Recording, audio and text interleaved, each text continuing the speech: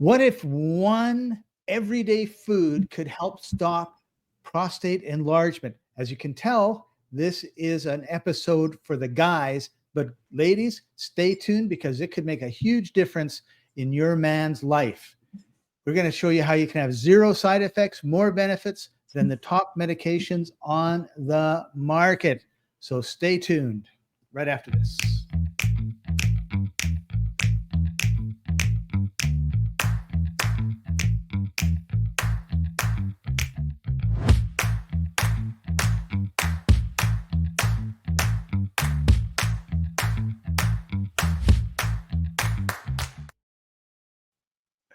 Welcome, everybody. This is the Life Enthusiast online podcast, restoring vitality to you and the planet. I'm your host, Scott Patton. Joining us, as usual, health coach Martin Patella. How are you doing today, Martin? I'm good, and I'm a manly, and I just sat down to pee a moment ago. I'm back. All right. And I had to sit down because I've been doing too much sitting down. Let's unpack it. This story is about the prostate. That's right. We're going to be talking about one of the major problems men have as they grow older. Before we get into it, just want to remind everybody, like, subscribe, and share this with your friends. You've got male friends all over the place. Hit the share button, send it to them so they can get better. And afterwards, there are still certain things that we cannot say on the mainstream social media sites. We go to Telegraph. t.me/life&co when we're done this show to talk about the things that we can't talk about on the show. And we would be remiss if we didn't say, hi, George, good to see you. Glad that you're joining us today. Sit down, get your roast beef and turkey sandwiches and wash them down with a bottle of kefir, and let's get going. Yes. Okay. Prostate. So what's the prostate and why should guys care? So the prostate is an organ size of about a walnut, a golf ball, and it sits at the back end of the penis, and it straddles the urethra. So the P line comes through it, and the prostate is a little pump that actually pumps out the ejaculation when the man is having his orgasm, among things. So if you have no prostate, you will never have another ejaculation. So the operation that they often do, prostate removal, is going to deprive you of any chance of having an orgasm, and it will also possibly make you incontinent. So it's not fun. That doesn't sound good at all. And I don't promise it. So there are two problems with men's prostate. One is cancer. If you have cancer, they will probably want to remove it because they want to remove it. That's the surgical way. Although it is said that prostate cancer moves very slowly. So if you're 70, they tell you, well, you'll die of something else other than prostate cancer, even if you have them. That used to be true until turbo cancer showed up. Right. So no longer a guarantee of a slow moving cancer. So don't treat it lightly. It is something that you definitely need to pay attention to. If you have it, work with it. Okay. The stuff that we can do more about is called hyperplasia. Hyperplasia as in it's swelling up. And if it's swelling up, it's also swelling in. And since that line goes through, now your urethra is getting squeezed and you're having a hard time peeing. And so you're needing to force more only to dribble, or you have to dribble very often. Both are unpleasant. You want a fire hose when you go to the can. Basically, that's what you're saying. Yeah, you want to do the horse affair. I don't know if this is appropriate or not, Martin, but you just reminded me of a time when a buddy of mine and I went hiking in the mountains with my son, Jason, who was 13 at the time. Okay. So we're hiking, and we come along this ridge, right? So the path goes along a ridge and it's just straight down So I think, oh, this is a great place. I got to pee. So I go up to it, piss, and it goes like 4 feet. My buddy comes along. He's bigger than me and everything. He pisses, it goes 5 feet. My son comes along. I swear it was 30 feet. We're just looking at this stream coming out of this little kid, and we could not believe it.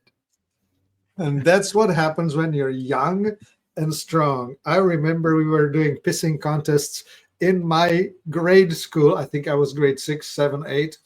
And we were trying to, this is old school. We had this, our toilet was a wall that was painted with tar, and it had a little ditch at the end, and the ditch was slanted and it just went into a hole. I remember those. And this was cleaned up by hosing the whole thing down. Right? But anyway, there was a window above the tar line, and the window was about head height. And so the contest was to see who can piss out the window. Those were the days. We were You never young, walked close strong. to that window when you were on the outside, did you? Right. Okay, so another piece of intimate news is this. When you have a strong, healthy prostate, when you ejaculate, you're going to shoot a good distance and rip through newspaper that is held in front of you if somebody do that. When you get older, and your prostate loses its squeeze power, you will have an ejaculation that looks like toothpaste coming out of a tube. Oh, You know, it just sort of comes out. So, news about old men, they don't have ejaculations that shoot through a distance. it's sad but true. All right, so that's that. So that's the prostate. The pump is losing its strength Pumping. and its flexibility. And as it's swelling, it's choking the tube. All of which is bad news. Prevention. So does testosterone, just so everybody knows, I have an outline, and we talked about it beforehand, and Martin says, I can tell you why all these things are wrong, which is another example of why the mainstream says something, and then when you actually get into it, it doesn't really help. So we're going to... Okay, tell me your outline. Give me your argument. Well, first of all, is what causes the growth. And it probably it talks about converting testosterone to DHT. And it increases... dehydrotestosterone. Yeah, so there are two pathways of decomposing testosterone, the correct way and the incorrect way. And the incorrect way is DHT. And one thing it does, it causes male pattern baldness, losing it over here. You are a poor liver health guy because this conversion happens in the liver. And what do I always have problems with? My liver. Yeah, you nearly died because liver formula is something I take a bottle of extra new liver formula I take every 3 months. Now you do. Now I do. Nearly killed you before then, right? Yes. I mean, your liver nearly failed you, is what it did. It stopped. It just stopped. But we don't want to get into that. We want to get into the testosterone problems that we have here. Okay, so the DHT is the wrong pathway. Anyway, it's a young guy will have about 1,000 mg per dl or whatever units of testosterone. A 30-year-old will have 700, and 40-year-old will have 500, and 70-year-old will have less than 100 or whatever, something like that, right? Anyway, the more testosterone, the more manliness. And of course, there's this thing called andropause, or the old man disease, where when your testosterone level goes down, you are losing several things. It's the edge, the decisiveness, the capacity to build muscle, and the anti-side, the opposite side, is a cranky, indecisive, weak, doddery guy with poor memory. With poor memory, who's easy to upset. Easy, yeah. So we don't So want that. We we don't want want a that. decisive warrior who's got still the ability to build muscle. So from what you said, we should be doing, lots of walking, running, weights, sports into our old age. Yeah. Yeah, resistance. Put yourself into a state of adversity voluntarily. Right. Carry Take your martial weight. arts. Take martial carry arts. your weight. Walk upstairs. Take a cold shower. Okay. All right. So let's talk about some common meds then. Like you've got finasteride. There are some side effects of these medic. So you go in, you say, hey, my prostate's a problem. The doctor says, yeah, it is. Gives you some medicine. Now what problems are you going to get that you didn't have before? Yeah, Flonase is, I think, a hormonal treatment that allows the flow to be flowing. You know what's the worst? Sedentary lifestyle. If you sit on your chair a lot, you're pressing onto the prostate. The prostate is, if you stick your finger in your anus about this far in, about this distance, read between the lines. Anyway, it's about this far in, and you put your finger in there. If you've had a physical as a man, you probably had a doctor put their finger in and palpate for this thing. It's about this far as my reach goes in my body. I don't know if somebody's different, but I can find it, and it's in there. It's in and up, and that's where the prostate is, and you can feel this round object about this big. And if it feels somewhat smooth, it's a good news. It should feel sort of like a walnut. Okay. But if it feels like a golf ball, if it feels like a bigger thing, then you have a problem. So our whole thing, and these drugs are all about blocking DHT, right? Yeah, right. Yes. So one of the things that I was reading about when we were researching this episode was tomatoes. They have this carotenoid in it that has DHT blocking properties. So why don't we talk about that for a minute? Yeah, lycopene, Lycopene. Lycopene is indeed richly present in tomatoes.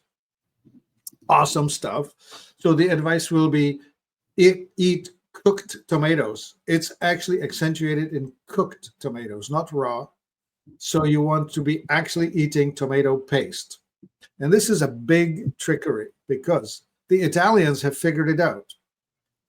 Tomatoes are a nightshade plant, and as such, they produce solanin. And solanin is a thing that gives you joint pain and other inflammation. Oh. And so you have the good and the bad. And the solanin is most present in the skin and the seeds of the tomato. And in Italy, grandmothers make tomato paste. And the way they make it is they first scald the tomatoes and peel them, getting rid of the skin. And then they cook them, and then they strain it, getting rid of the seeds. And they're left with tomato paste. And that's what they apply on their pizza, and that's what they put into their lasagna. They don't put whole tomatoes in, they put tomato paste in. So stay away from the whole tomatoes. Like I like an omelet, right? So what I do is I chop up the tomato and I throw it in and I cook it. And now I have some bunch of stuff in there that I don't really want. You have the solanin to worry about. And so if you're one of the lucky people who do fine on nightshades, then no biggie. Nightshades, by the way, that's tomato, potato, bell pepper, red, yellow, and green, and eggplant. Those are the most common ones. Goji berry and ashwagandha are also from that family. Okay. If you're not good with those, you will get allergic reactions.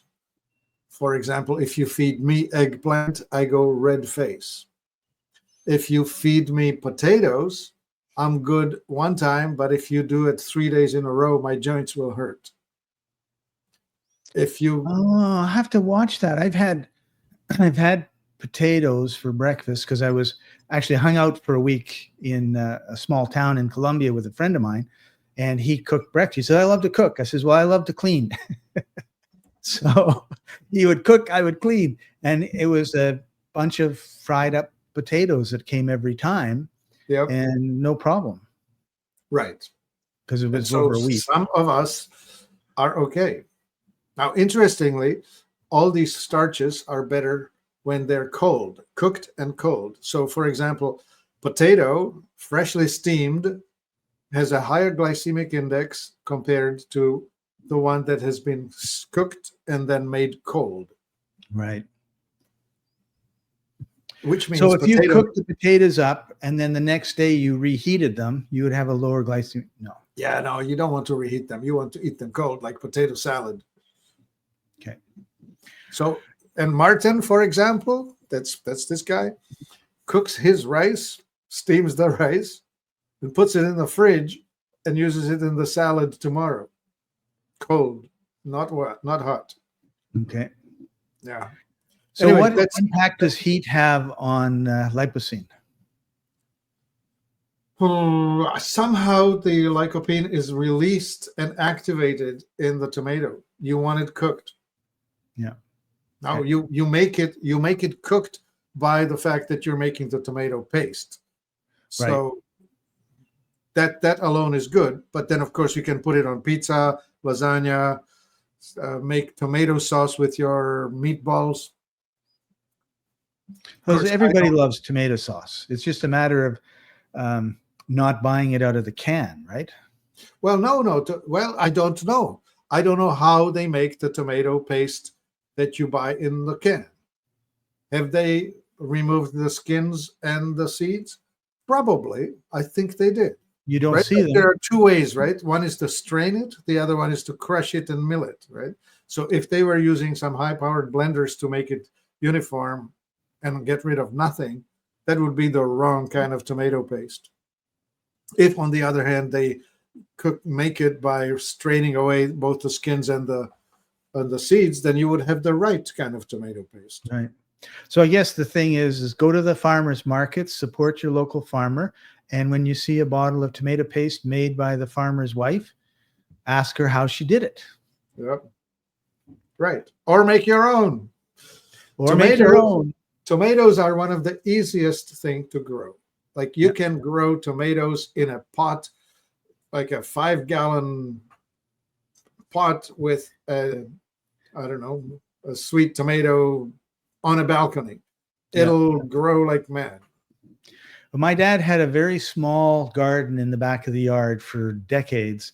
And I'll tell you, when we knew the tomatoes were ripe, we rushed over to eat them. They were so good, but he ate them before we got there. I would, in my old townhouse, I had 5 tomato plants, 2 of them with the Sweet Million, 2 of them with Sweet William, and 1 of them with large tomato. So I want to make one more comment before we get into some bonus natural helpers with this, and that is that lipocene is fat soluble. So if you added olive oil to a little bit of olive oil, say to your tomato paste, that might make it more absorbable. Yeah, this is a classic Italian, tomato sauce and cheese.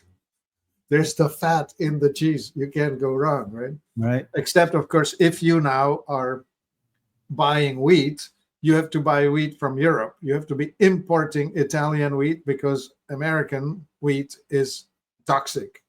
Right. One, it's grown on a plant that is much higher content of gluten. Instead of 6%, it's over 12. And they are now growing it with the help of Roundup, which is right. Speeds up the ripening process. It causes the wheat to come out dry and uniform, better grade, better looking, but toxic. So if we were to kind of tie this all in a bow, the message would be that your health, your activity, your vibrancy your maleness does not have to decline with age. We can use natural products and supplements that we're going to talk about in a minute to get the testosterone up, to get our prostate at the right size, and be healthy. Yeah. Cool. Yes. So, Mark, we only have a few minutes left, and I wanted to talk about two products that you really like when it comes to the prostate. The first, I'll let you say. The link is in the comments, everybody, so you'll be able to see it there. Yeah, it's Industero. Endo as in inside, and sterol as in, well, all the sterols, plant sterols, especially 1,3 beta sitosterol, you would hear about as the most potent thing for men's prostate. Anyway, this is a combo of stuff, and it is made into a suppository about this size, my pinky. And this suppository is inserted into the correct neighborhood rectally. I was already talking about the rectal exam. Well, this thing is in little suppositories that go right there where they belong. And you put it right next door to the prostate, and it does an awesome job of detoxification, hormone balancing, and restoring function. It's powerful. Whatever needs to be in there. Right. And it's hey, that sounds kind of uncomfortable. We have a new guest. We have a new guest, Joe Carano. Joe, if I remember right, is a full-on chiropractor. Tell me if I'm wrong. And hey, welcome, Joe. And so now we're talking herbs for manliness. So we have indeed herbal testosterone boosters, which is the most famous one is Tribulus, Tribulus,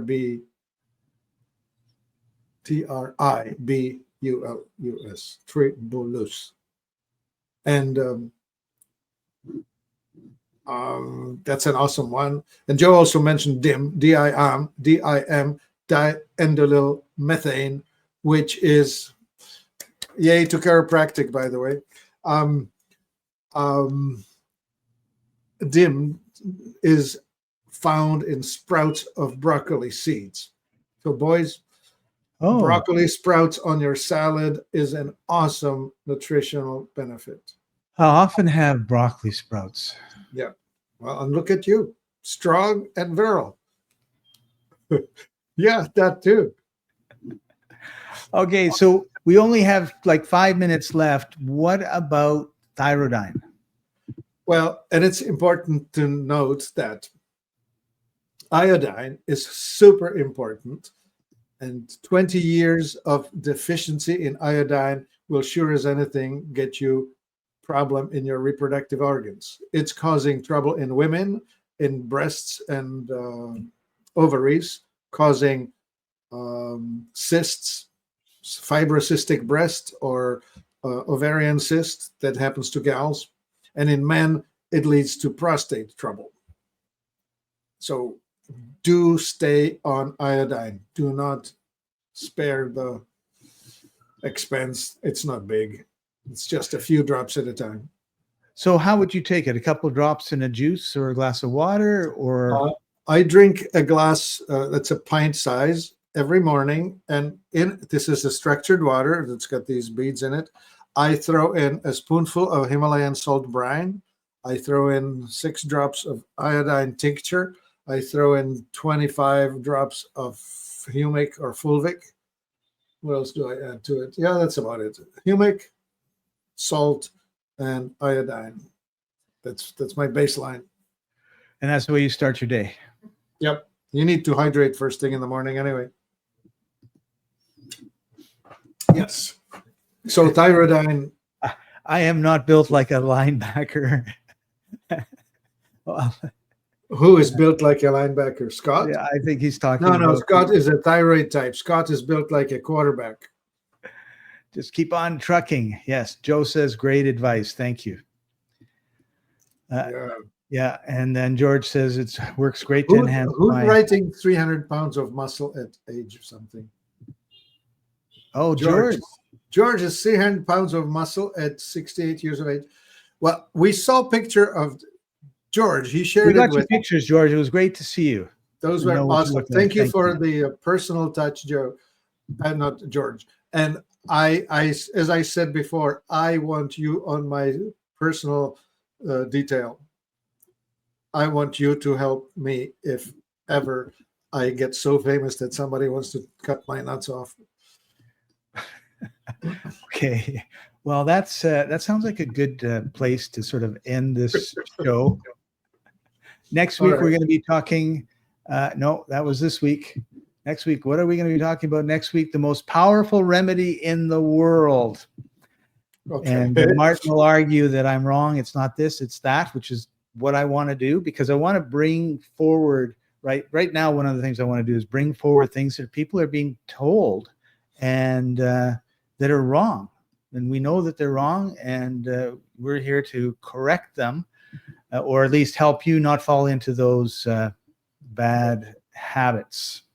So, okay, one other thing I should mention, it's called Kegel, Kegel, Kegel exercise. You want to do them. And this is the men's version of it. And you essentially squeeze, release in the pelvis, as if you want to hold urine, hold poop, release poop.